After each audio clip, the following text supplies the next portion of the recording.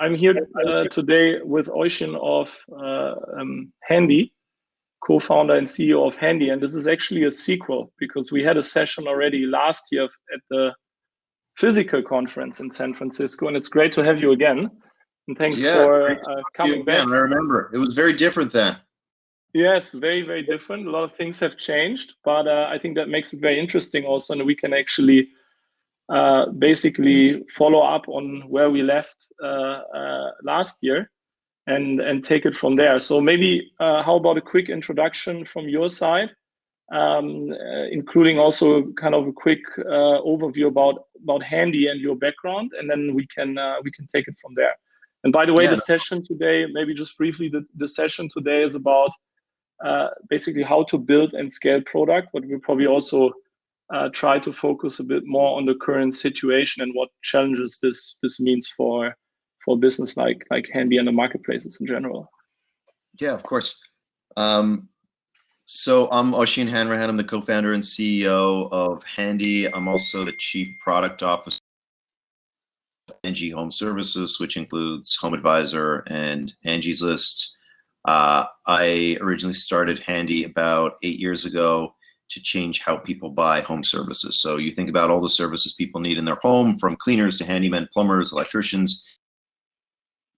We wanted to build an experience that would allow people to buy those services at the touch of a button. So to be able to say, I want my apartment cleaned tomorrow, or I want to get a light fitting installed tomorrow at this time, and to allow people to just press a button, instantly transact at a certain price.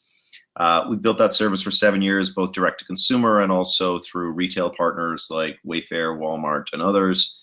And then we sold the business to Angie Home Services, which, as I said, includes Angie's List and Home Advisor. And there it's about serving an even broader set of customers. So what we realized was certain customers wanted to press a button and instantly transact with a credit card. Other customers wanted to talk to their pro first. And by putting both experiences together, you can actually serve a much broader set of customers. So that's why I agreed to take on the challenge of running product there. And today, obviously, we're very fortunate to be in a situation where home is very much in demand right now as a category. Yeah, absolutely. And by the way, when was the acquisition again? How many years ago? The acquisition was in the end of 2018, so just over 18 months ago, October of 18. Okay, great.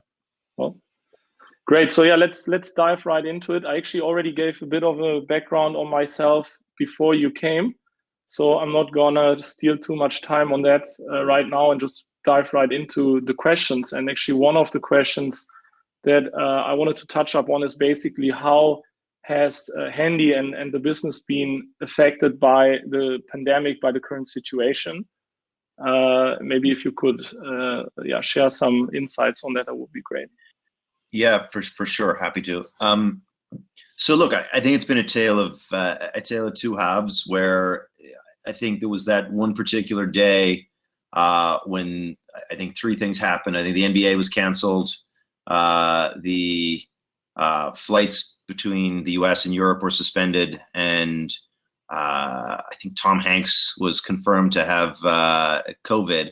And immediately after that, demand fell off a cliff, and I think the world was just shocked. It was like a week, 2 week period of people being very concerned, high levels of anxiety. And since then, things have changed even more drastically. So I think that was almost like an expected, like if you said, hey, there's going to be a global pandemic, you'd be like, oh, that's an expected, demand will slow down. Yeah. What's happened since then has been, in my mind, quite obvious, but very unpredicted. And it's that because people are spending so much time at home, and you've obviously got a lot of people who are unemployed, but for the people who are employed or are receiving government assistance, they're spending so much time at home. They're realizing all the things they need to do in their homes. They are at a place where they can't spend on restaurants or bars or travel or any other out-of-home entertainment. And instead, they're actually like drastically increasing their spend on home. So that's one huge trend that we're seeing. The second is they've shifted whatever spend they did have on home from offline to online, because now the discovery process happening online. Yeah. And then the third major trend we're seeing is people are leaving cities and going to homes outside the city in suburbs or more rural areas, and that's creating demand for people to serve bigger homes. So all three of those things together have basically accelerated demand hugely over the last couple of months. So net positive for you in that sense, from a business point of view. I mean, look, there's obviously an enormous amount of suffering happening in the world right now, and it's important to put all this in context. But if you just look at it from a raw economic perspective or raw demand perspective, it's a huge increase in demand, which has challenged us in new ways, because it's meant that we've spent the time looking at how do we make sure that we keep our pros safe? How do we make sure we have access to PPE for our pros? How do we think about, what the right communication are, what the right methods of payment are during this time? And that's been where we've spent a lot of our focus. It's been on scaling up our operations and support to handle, and the supply to handle this massive increase in consumer demand for the home. Like, I think we may be entering like a golden era of home services, because so much emphasis is on the home. But this was actually one of my other questions. Like, if there's such an increase in demand, like how do you deal with kind of scaling supply at the same time, right? How and also maintaining a certain level, let's say, of quality there, and probably even increased quality under the current circumstances. I assume that people and customers pay more attention to this in the current environment. So what has been your response to that, or how do you deal with that? Yeah, I mean, I would say it's not just an increase in demand from where we were before, because you took down demand for 2 to 3 weeks and then you exploded demand right back up. So we've gone from this period of, oh my goodness, do we have too many customer service reps? Do we have too many ops reps? When we were in that post announcement period, to, oh my goodness, we can't get enough laptops for, to staff up fast enough. We can't get enough pros on the platform fast enough. And I think that's a really interesting challenge during a time when there's like so much noise and so much going on. So I think we've been tapping into new channels of supply. Obviously there is supply out there, because if you think about what's going on, industrial and commercial construction activity is obviously down. Plummeted, So that it's been about how do we go to the plumbers, electricians, carpenters that were supporting more industrial activity, commercial activity, and ask them to repurpose onto residential during this period. And that, I think we've been reasonably successful at tapping new channels of supply to really help us scale up to meet the demand. But have you been doing any kind of reskilling or in that sense? Like, I don't know, maybe, as you mentioned, like take people from other categories and try to kind of rebalance towards other underserved categories, so to say? Yeah, for sure. So the system that we've built really does try and move the supply around to the categories that are most relevant at any point in time. So we really have looked at how we map each of the 600 or so categories across the Angie platform, or tasks across the Angie platform. And we have this concept of task adjacency, where when you are a pro doing a certain category, we look at other categories we think you may be suitable for and prompt you to opt in or opt out based on how you answer questions and how your behavior pattern in the past has gone. And it's really helped by the fact that we collect so much data on every job. Does the pro show up on time? Do they have all the right tools? How does the customer rate them? Would they like to use them again? Is that pro happy with that customer? Are there credit request rates on it? So there's so much data that goes into really figuring out how to make sure that you match supply and demand in a really thoughtful way. Yeah. And if you look at kind of new trends now coming out of, you mentioned a few already, now a few weeks or even months into the current situation, which categories do you see that have been kind of suffering? Which one have been benefiting, so to say? And any other interesting trends on that you observe? Yeah, so I mean, I think the most obvious, which I imagine a lot of people, a lot of people watching this will be able to resonate with, is people are investing in making a space in their home suitable for work. So that's everything from home office setup to partition walls to, you know, trying to get a new desk assembled to like trying to get their Wi-Fi extended. Like all of the things that go into setting up home office have just exploded. So that's like a category that, you know, you can really think, okay, well, that just makes sense. Another category, which it may not be as obvious as first, but it'll probably resonate, is people with outdoor space are really own outdoor space. So people who are fortunate enough to have a yard or a garden or any, you know, a balcony, a terrace, anything, those people are really saying, okay, well, I'm going to spend a ton of time in this space. How can I invest in it? How can I get new outdoor furniture? How can I get a gas barbecue put in? How can I get a, you know, I think fire pit sales is another category that I heard the other day is just exploded. People have just said, okay, these categories related to improving my home are really going to be it's like improving my home from a enjoyment perspective are really going to be hot categories for the next while. The other ones are more kind of boring categories, but you'd also get it. It's the fact that because everyone is now, or a lot of people are now, cooking 3 meals a day at home, using their shower, showering at the gym, not traveling, so they're not in hotels. All the basic infrastructure of your home is just at so much higher a rate. So dishwashers are broken more, washing machines are broken more, the shower is breaking more, the toilets are getting clogged more. Everything in the home is just being stressed because the usage is like 2 to 3 times what it would normally have been if you would have had a family of, you know, or, you know, if you were a family of 2 people and you've got your 2 kids, you have a family of 4 people and they're there 24/7. So that's so really increased. Any trends around kind of providing remote support, like not having people to let into your home or anything around that? So the thing that's moved to remote, which is really important, there's 2 parts that have moved to remote.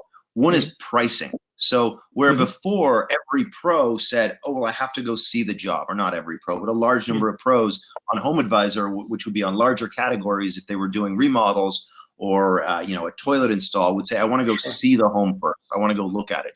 We put a video calling feature in the HomeAdvisor mobile app, and that's removed a large number of these on-site visits. So now pros are pricing jobs, which sounds so obvious. It's like, well, why didn't they just FaceTime before this?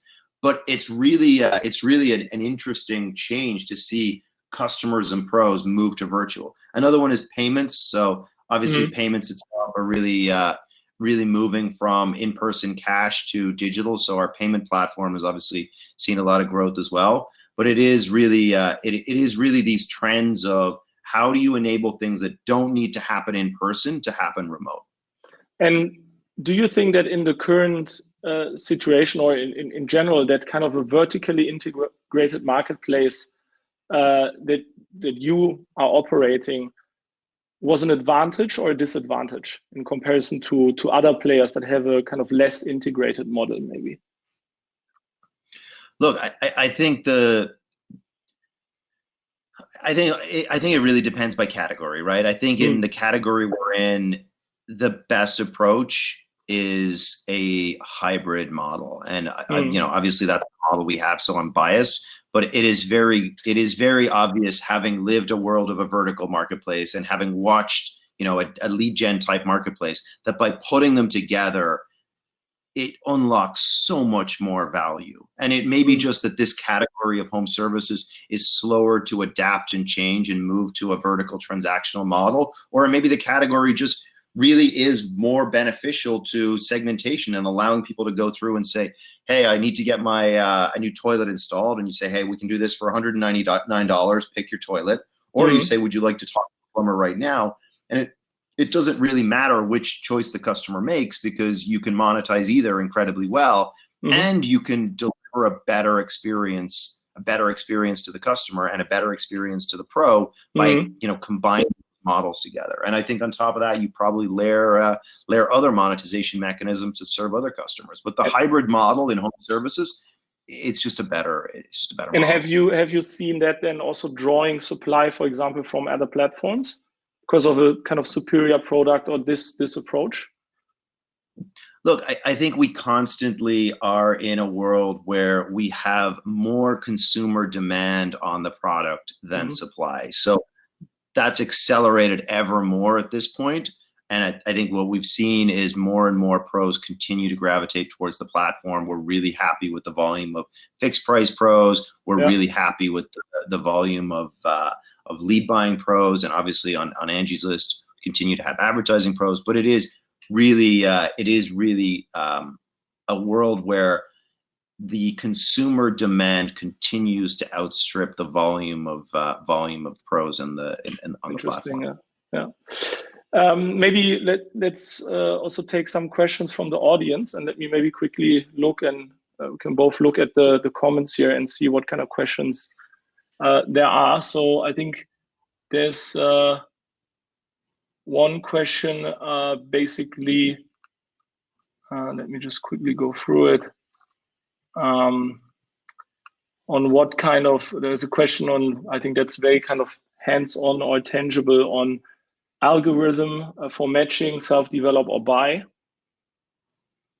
From early days, self-develop. At scale, probably use a third party. And then at mega scale, probably re-internalize. So before machine learning matters, build it yourself. When machine learning matters in the early days, use a third party. When it really, really matters, take it back in-house. Yeah.